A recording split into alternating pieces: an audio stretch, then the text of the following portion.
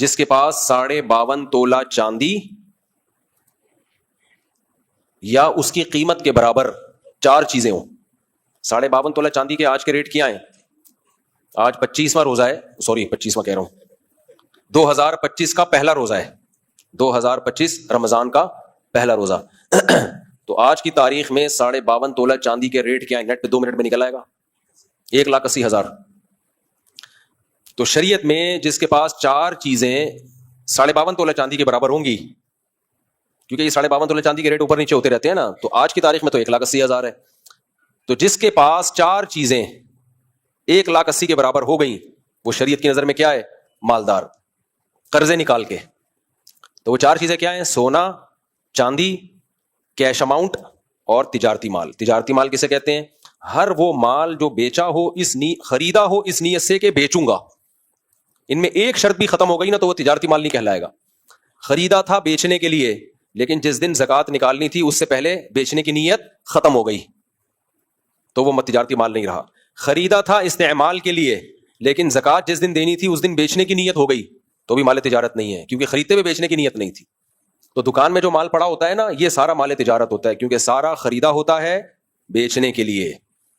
اس طرح estate agent جو plot خریدتے ہیں بیچنے کے لیے, یا آپ اسٹیٹ ایجنٹ کو بولتے ہیں یار خرید اور بیچ, کمیشن رکھ لے اور بیچ لے, یا آپ بس بیچنا خریدنے کی نیت سے, خریدنا بیچنے کی نیت سے. ہر وہ چیز جو بیچنے کے لیے خریدی گئی ہو وہ کیا کہلاتی ہے؟ تجارتی مال. آپ نے چوزے خریدے بیچنے کے لیے کہ بڑے ہو کے بیچ دوں گا, مال تجارت ہے. آپ نے مرغی خریدی کہ انڈے دے گی چوزے بیچوں گا, یہ مال تجارت نہیں ہے. سمجھ رہے ہو؟ کیونکہ مرغی جو خریدی تھی وہ بیچنے کے لیے نہیں, وہ انڈوں کے لیے. تو اس مرغی پہ زکوٰۃ نہیں ہے, کیونکہ مرغی خریدی تھی انڈے دینے کے لیے, انڈے اس لیے کہ اس کے چوزے بیچوں گا. تو بھائی جو چیز خریدی جا رہی ہے وہ بیچی نہیں جا رہی, جو بیچی جا رہی ہے وہ بیچنے کے لیے خریدی نہیں تھی, بیچے چوزے جا رہے ہیں جو بیچنے کے لیے خریدے نہیں تھے. تو یہ لگی بندی تعریف ہمیشہ کے لیے یاد کر لیں. ہر وہ مال جو بیچنے کی نیت سے خریدا ہو از کالڈ مال تجارت. اور سونا چاندی چاہے وہ استعمال کے ہوں یا نہ ہو, باہر صورت ان پہ زکوٰۃ ہے. اس بارے میں امام ابو حنیفہ کا موقف ہمیشہ کی طرح بہت مضبوط ہے. احناف کا موقف, جب بھی اختلافی مسائل ہوں گے نا, آپ دیکھنا احناف کا پلڑا بھاری ہوگا. امام حنیفہ بہت بڑے فقیہ تھے, اور خاص طور پر جس مسئلے میں امام ابو حنیفہ کے ساتھ ابو یوسف اور امام محمد بھی ہوں تو وہ بہت پاورفل مسئلہ ہوتا ہے. دیکھنے میں اول نظر میں لگتا ہے بعض دفعہ دلائل کمزور ہے, لیکن جب آپ ڈیپ میں جاتے ہو تو پتہ چلتا ہے کہ بڑے خاندانی دلائل ہیں. تینوں امام کسی میں جمع ہو جائیں تو امام ابو حنیفہ کا بھی یہی رائے ہے کہ زیور استعمال کا ہوگا تو بھی زکوٰۃ ہے, استعمال کا نہ ہو تو بھی زکوٰۃ ہے. ویسے استعمال کی چیزوں پہ زکوٰۃ نہیں ہوتی, لیکن سونے اور چاندی پہ ہوتی ہے. زیور نہیں, یعنی سونے اور چاندی کے زیور پہ ہوتی ہے, اور چاندی کا زیور بھی اگر وہ استعمال کا بھی ہے تو بھی زکوٰۃ ہے. اور اس کی دلیل ہے, صحیح حدیث ہے, نبی صلی اللہ علیہ وسلم کے پاس کچھ خواتین آئیں, ان کے ہاتھ میں سونے کے کنگن تھے. آپ صلی اللہ علیہ وسلم نے فرمایا کیا تم اس کی زکوٰۃ دیتی ہو؟ انہوں نے فرمایا نہیں. فرمایا کیا تم یہ چاہتی ہو کہ اللہ تعالیٰ تمہارے ہاتھ میں قیامت میں اس کے بدلے میں آگ کے کنگن پہنائے؟ تو یہ صحیح حدیث ہے. تو وہ تو پہنے میں تھے, پہنے کا مطلب کیا ہے؟ استعمال میں تھے. تو اس سے صاف پتہ چلتا ہے. اسی وجہ سے اگرچہ فقہ حنبلی میں استعمال کے زیور پہ زکوٰۃ نہیں ہے, لیکن سعودی عرب کے شیخ بن باز نے اس مسئلے میں فقہ حنفی پہ ہی فتویٰ دیا تھا کہ بہت واضح صریح حدیث اس بارے میں موجود ہے. خیر, تو زیور چاہے استعمال کا ہو, سونے اور چاندی کا زیور, تو 4 چیزیں یاد رہیں گی: سونا, چاندی, مال تجارت اور کیش اماؤنٹ. یہ 4 چیزیں 1,80,000 کے برابر, یا 3 چیزیں, یا 2 یا 1 چیز بھی ہو گئی تو آپ نے وہ تاریخ کیا کر لینی ہے؟ نوٹ. جیسے 1 محرم کو آپ کے پاس یہ چیزیں آئیں, اور جتنا قرضہ ہے وہ مائنس کر کے. ہاں, زمین اگر آپ نے خریدی بیچنے کی نیت سے لیکن قسطوں پہ خریدی تو 1 سال کی قسطیں اس کی قیمت سے مائنس کی جائیں گی. جو قسطیں آپ نے اس سال دینی ہے نا وہ کیا کی جائیں گی؟ مائنس.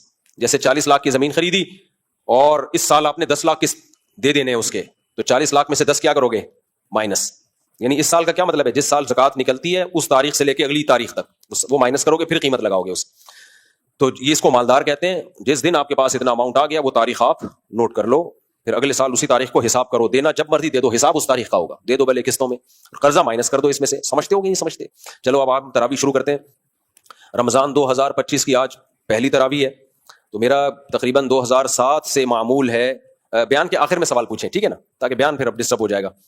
2007 سے میرا معمول ہے, جب سے میں اس مسجد میں امامت میں نے شروع کی ہے, کہ تراویح میں ہر تراویح کے بعد جو کچھ ہم نے پڑھا ہوتا ہے اس کا کچھ میں حصہ بیان کرتا ہوں. جو اہم آیات ہوتی ہیں, جو ہماری عملی زندگی سے جن کا گہرا تعلق ہے, ان آیات کو میں ہائی لائٹ کرتا ہوں. مجھے قرآن دے دیں, کیونکہ تراویح کے دوران بہت ساری آیتیں آئی تھیں, میں نے سوچا تھا ان آیتوں پہ میں آج درس دوں گا.